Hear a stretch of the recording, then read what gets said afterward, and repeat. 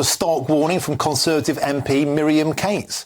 She said that smartphones are doing irreversible damage to children and childhood. And she added that political indoctrination is rife on social media, pointing out that children spending hours a day on TikTok. And I'm delighted to say that Miriam Cates now joins me on the show. Miriam, welcome to the show.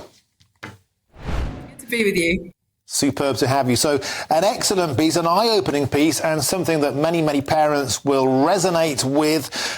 Yesterday, the government brought in new smartphone guidance for the use in schools. And today, you're specifically looking at how social media can be implanting bad ideas in impressionable young minds. Tell us more.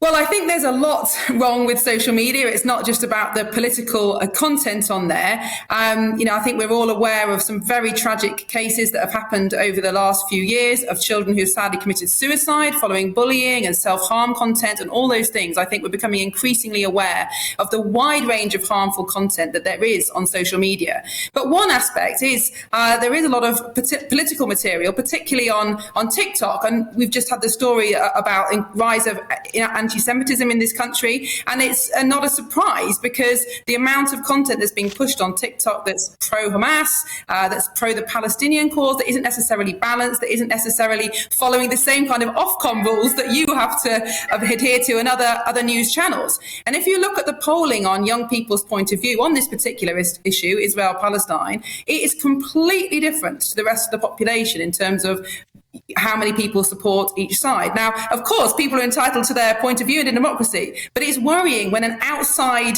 entity, TikTok, was owned by the Chinese, can have such a big influence on the political views of young people in this country. But it's not just, of course, the Middle East. When you look at something like environmentalism or critical race theory or any of these very contentious issues, they are being pushed on social media to our children. But I think that's one aspect of the harm of social media, but it's much, much more than that. The addiction, the self-harm, those kind of things as well. And Miriam, you raise a fascinating point about the involvement of China.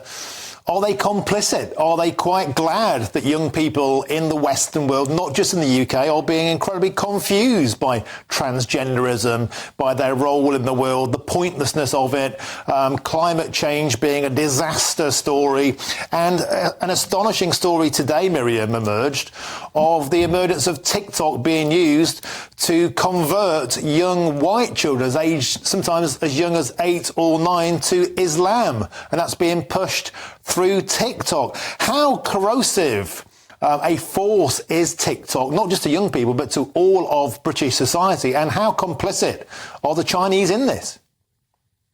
Well, British kids certainly spend more time on TikTok than a lot of other countries. I think the average child spends 2 hours a day on TikTok. But I mean, some American teens literally spend their entire life on TikTok, whereas the equivalent app in China is very restricted. The kind of content is very restricted, and the amount of time that children can spend on it is very restricted. So there clearly are differences in how it's being used in this country and how it's being used in China. Now, I wouldn't want to comment on the intent of the owners of TikTok, but certainly if you wanted to weaken Western democracy and weaken the future of Western civilization, then this would be a very good way of going about it, because it's generating the kind of belief in children and young people that Britain is a racist country, for example, that, Britain is not worth fighting for, those kind of things, where, of course, in a democracy, we should be talking about these things.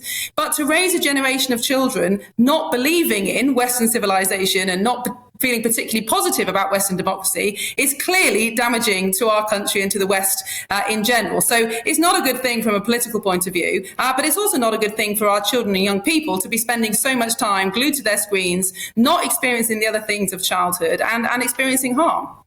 So, Miriam, we've identified a problem. What's the solution? We've seen in Florida, for example, they've introduced social media bans for 16-year-olds. The Tories are banning ciggies, banning vapes. Is social media next? Well, I would certainly like to see the situation where social media is banned for under 16. I just don't think it's safe. I don't think any level of it is safe. I think it's naive to think that good parents could somehow control this content. They can't. Even if you don't give your child a phone, which is extremely difficult, they'd probably be the only child in a class without a phone. That's very, very difficult to achieve. Even if they don't have a phone, they can still view material on other children's phones. They're still subject to the kind of behaviours behaviours that other children are copying from the internet. So I think, of course, there are accusations. Is this another nanny state? And, don't get me wrong, I'm absolutely opposed to the nanny state. I don't think teachers should be brushing children's teeth or anything like that. But I think in our society, we recognise that there are some products, some behaviours, some freedoms that are not appropriate for children. So, for example, smoking, alcohol, the age of sexual consent, the age at which you can drive. We acknowledge that there are some things that children should not have access to. And I think we've reached the point where the threshold of harm means that they shouldn't have access to. Okay, thank you very much, Miriam Gates. We have to leave it there.